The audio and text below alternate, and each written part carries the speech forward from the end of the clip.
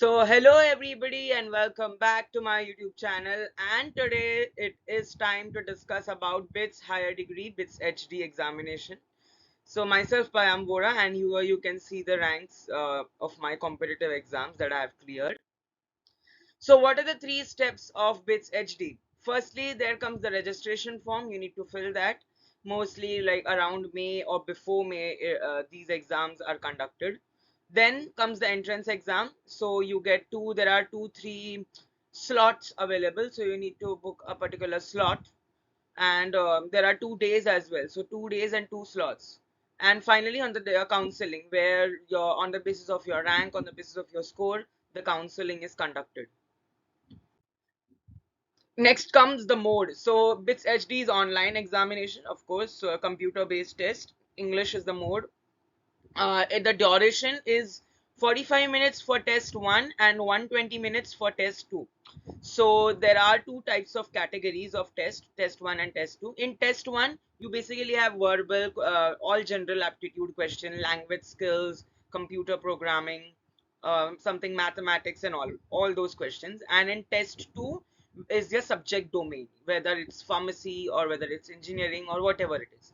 So second part 2 is subject domain, and part 1 is all these verbal reasoning. Part 1 is having 30 questions and part 2 is having 70 questions. So each question carries each right question carries 3 marks and one wrong question carries -1 marks. So total we have 100 questions, okay, for 300 marks.